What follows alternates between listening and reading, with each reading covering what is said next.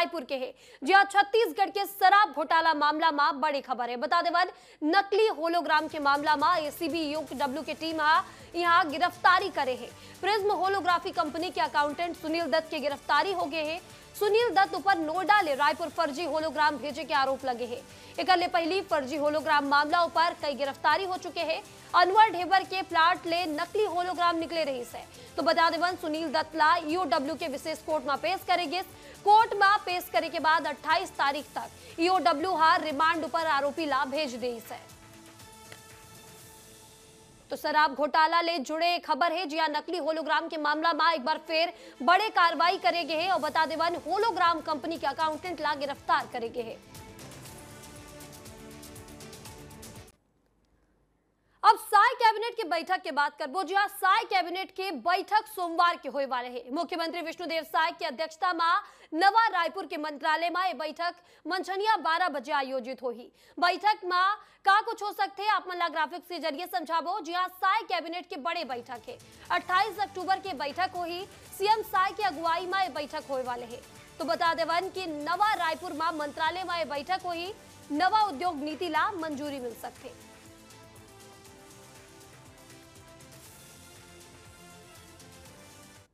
औद्योगिक नीति आ सकती है क्योंकि उसकी समय सीमा समाप्त हो रहा है।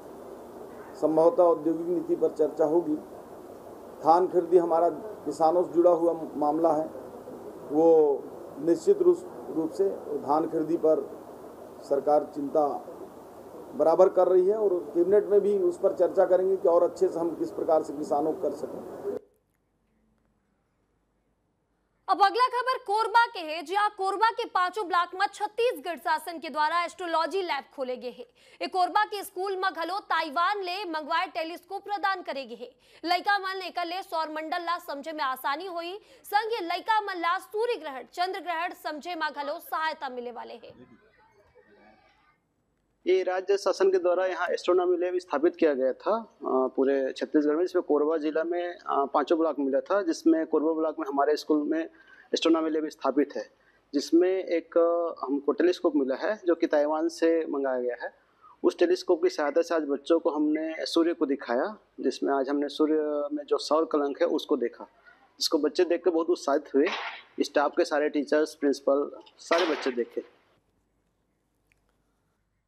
अगला खबर सरगुजा के है, जहां सरगुजा संभाग के इकलौता संत गाहिरा गुरु विश्वविद्यालय में 8 साल पहले नवा कैंपस निर्माण के काम शुरू हो रही है, लेकिन पिछला 6 बछर ले कैंपस के निर्माण अधूरा है और काम नहीं होए के वजह ले अधूरा निर्माण घलो जर्जर होए है। बता देवन वर्तमान में विश्वविद्यालय छोटा ले जर्जर भवन में संचालित करे जाते। ऐसे में आलिशान और भव्य विश्वविद्यालय के परिसर सपना जैसे बन के रह गए है। ये अधूरा बिल्डिंग है और उस अधूरे बिल्डिंग के मैं भीतर में हूँ, अंदर हूँ। देखिए किस तरीके से बिल्डिंग का निर्माण तो किया गया है लेकिन अधूरा पड़ा हुआ है। यहाँ पर सिर्फ ढलाई हो चुका है, ईंटों की जोड़ाई हुई है, लेकिन उसके बाद कुछ नहीं हुआ है। और देखिए जो खिड़कियाँ हैं, देखिए किस तरीके से घास और जो पतवार है, जो झाड़ियाँ हैं, वो अंदर आने लगी हैं।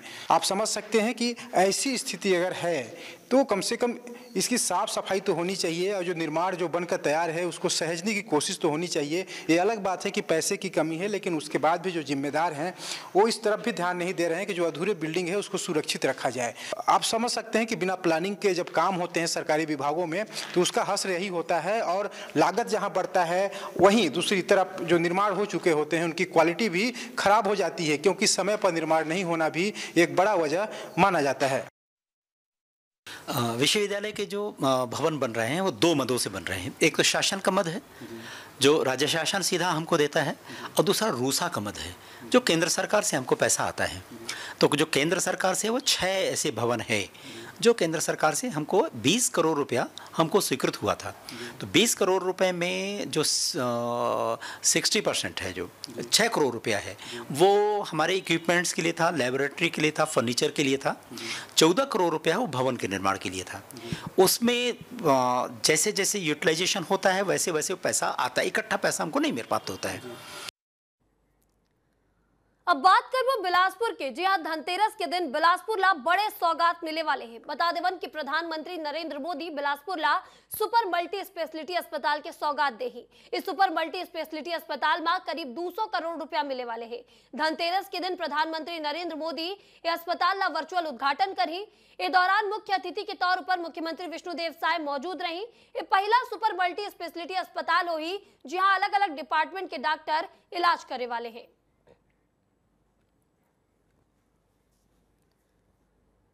अब बात राजनांदगांव के करबो। जहां दूसर के जीवन रोशन करे वाले कुम्हार मन के जीवन में रोशनी के दरकार है। चाइनीज झालर के बढ़ते चलन और इलेक्ट्रिक झालर के चमक दमक के बीच मिट्टी के दिया के रोशनी धीमा पड़े लगे है।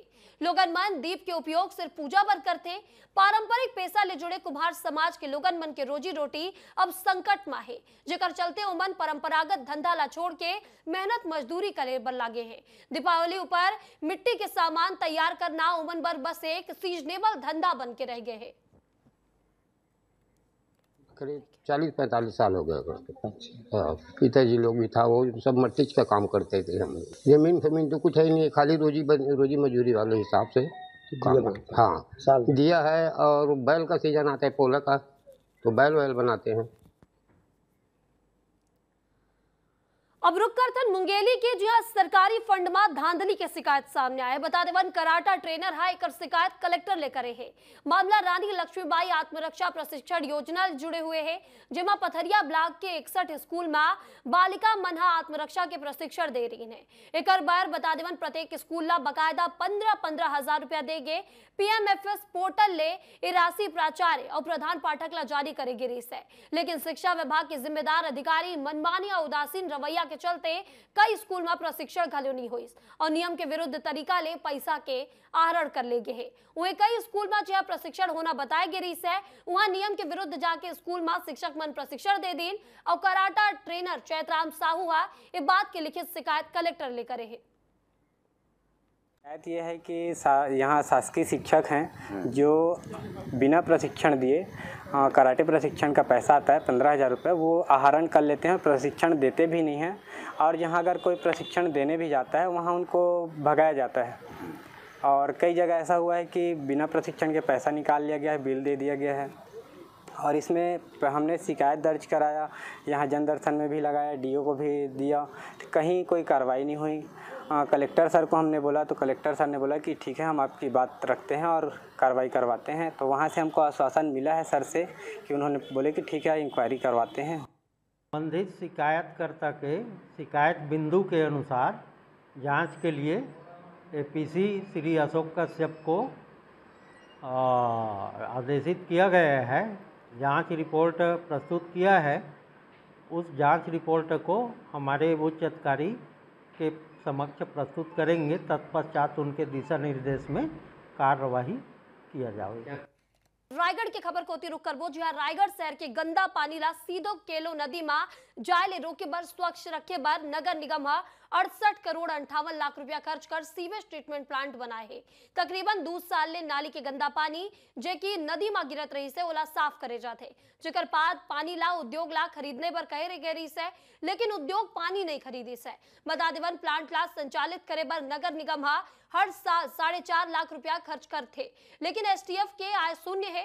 नदी घलो स्वच्छ नहीं है, काहे कि सारा नाला के STF ले जोड़े नहीं गए है। गंदा पानी सीधे नदी में छोड़े जाते, जेकर ले STF यूनिट लगाए में करोड़ों खर्चा करे के बाद भी एक असर अब नहीं दिखा थे। देश के प्रदूषित हो रही 5 नदियों पर STP यानी सीवरेज ट्रीटमेंट प्लांट की स्थापना करने के निर्देश दिए, जिसमें शहर का जो गंदा पानी है वो STP पे जाए और STP से पानी फिल्टर होकर के फिर नदियों में छोड़ा जाए। उसमें रायगढ़ की भी केलो नदी में STP लगनी थी, STP लगी, लेकिन अब वो काम नहीं कर रही है। इसकी तस्वीर आप लोगों को दिखाते हैं किस प्रकार से जो शहर के नाले का पानी है वो जाकर केलो नदी में मिल रहा है। केलो नदी में STP में जाने के बाद जो फिल्टर्ड होकर पानी आनी थी वो केलो नदी में आनी थी, लेकिन सीधा देख पा रहे हैं तस्वीरों के माध्यम से जो नाला का पानी है वो केलो नदी में मिल रहा है। इससे यह था कि शहर के जो घरों से जो गंदा पानी निकलता है, नालों से जो गंदा पानी निकलता है, सीवरेज ट्रीटमेंट प्लांट वहाँ जाए, उसके बाद फिर केलो नदी में आए, लेकिन पानी सीधे तौर पर ही वो STP पे ना जा करके केलो नदी में ही मिल पा रहा है। देख पा रहे हैं तस्वीर किस प्रकार से जो